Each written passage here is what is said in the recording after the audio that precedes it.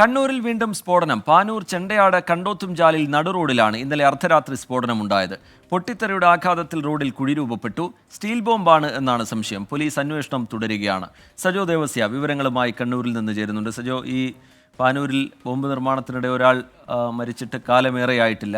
അതിനിടയിൽ കഴിഞ്ഞ ദിവസവും ഈ നമ്മൾ പറഞ്ഞ സംഭവം മാത്രമല്ല, അതിനു മുമ്പ് കുറച്ച് ദിവസങ്ങൾക്ക് മുമ്പും സ്ഫോടനം ഉണ്ടായി എന്ന തരത്തിലുള്ള വിവരങ്ങളൊക്കെ നാട്ടുകാർ പറയുന്നുണ്ട്. എന്താണ് ഇതിൽ ശരിക്കും സംഭവിക്കുന്നത്? പോലീസിന്റെ അന്വേഷണം എങ്ങനെയാണ്? റിജിത്ത്, പാനൂർ ചെണ്ടയാട് കണ്ടോത്തുംചാലിലാണ് അർദ്ധരാത്രിയോടുകൂടി 2 തവണ സ്ഫോടനം ഉണ്ടായത്. അത് നടു റോഡിലാണ്. നടു റോഡിൽ കുഴിയൊക്കെ രൂപപ്പെട്ടിട്ടുണ്ട്. സ്ഫോടനം ഉണ്ടായി. സ്ഫോടക വസ്തു പൊട്ടിത്തെറിച്ചതാണ്. നാടൻ ബോംബെന്നാണ് പോലീസിന്റെ ഒരു പ്രാഥമിക നിഗമനം. പരിശോധനയിൽ അങ്ങനെ ഒരു വിലയിരുത്തലാണെന്നാണ് പോലീസ് ഉദ്യോഗസ്ഥർ പറയുന്നത്. സ്ഥലത്ത് പരിശോധന നടത്തുകയും സാമ്പിളുകൾ ശേഖരിക്കുകയും വിശദമായ പരിശോധനയിലേക്ക് ആരാണ്, എന്താണ്, പിന്നിൽ എന്താണെന്നൊക്കെയുള്ള പരിശോധനയിലേക്ക് പോകുന്നു എന്നാണ് പോലീസ് പറയുന്നത്. 2 ദിവസം മുൻപ് അവിടെ നിന്ന്, അതായത് ഈ കണ്ടോത്തുംചാലിൽ നിന്ന് അധികമല്ലാത്ത കുന്നുമ്മൽ പ്രദേശത്തോട് ചേർന്ന തൊട്ടടുത്ത ഭാഗത്തും സമാനമായ രീതിയിൽ സ്ഫോടന ശബ്ദം, സൂപ്പിക്കുന്ന് എന്ന ഭാഗത്ത് സ്ഫോടന ശബ്ദം കേട്ടിരുന്നു. അതിനും പോലീസ് പരിശോധനയൊക്കെ നടത്തിയിരുന്നെങ്കിലും കാര്യമായ കണ്ടെത്തലുകളിലേക്ക് പോയിട്ടില്ല. ഈ മേഖല കേന്ദ്രീകരിച്ച്, അതായത് ഈ മേഖലയിൽ CPM-നും BJP-ക്കും ഒക്കെ ശക്തി കേന്ദ്രങ്ങളുള്ള പ്രദേശമാണ്. ബലിദാനി ദിനം, രക്തസാക്ഷി ദിനം, ഇതിനോടനുബന്ധിച്ച് ചില വാക്ക് തർക്കങ്ങൾ, ചില പോസ്റ്റർ യുദ്ധമൊക്കെ ഈ മേഖല കേന്ദ്രീകരിച്ച് നടന്നിരുന്നു.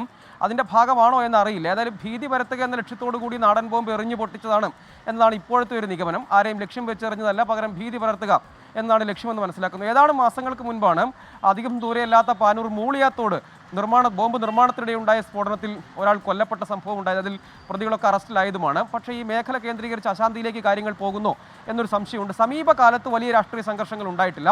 അതേസമയം മുൻകാലങ്ങളിൽ വലിയ രാഷ്ട്രീയ സംഘർഷങ്ങളും കൊലപാതകങ്ങളും അടക്കം അരങ്ങേറിയ പ്രദേശങ്ങൾ ഇതിനോട് തൊട്ടടുത്തൊക്കെ ഉണ്ട് എന്നതൊരു ആശങ്കപ്പെടുത്തുന്ന കാര്യമാണ്. അതുകൊണ്ട് മേഖലയിൽ പലപ്പോഴും, അതായത് ഈ മൂളിയാത്തോട് സംഭവത്തിന് ശേഷവും ബോംബ് നിർമ്മാണം അല്ലെങ്കിൽ നാടൻ ബോംബ് നിർമ്മാണം, അങ്ങനെ സ്ഫോടക വസ്തുക്കൾ സൂക്ഷിക്കുകയും ബോംബ് നിർമ്മിക്കുകയും സൂക്ഷിക്കുകയും ഒക്കെ ചെയ്യുന്നു എന്നതിൻ്റെ ഒരു സൂചനയായി ഇതിനെ കാണേണ്ടതുണ്ട്.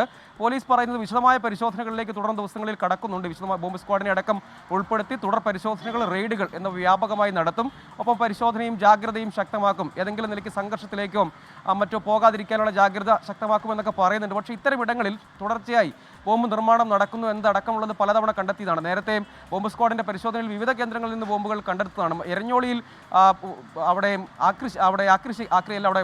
കാർഷിക വസ്തുക്കൾ ശേഖരിക്കാൻ പോയ ഒരു വയോധികൻ സ്ഫോടനത്തിൽ കൊല്ലപ്പെടുന്ന സാഹചര്യവും ഏതാനും നാളുകൾക്ക് മുൻപാണ് ഉണ്ടായത്. അത് പക്ഷേ പാനൂർ മേഖലയിൽ അല്ലെന്ന് മാത്രം.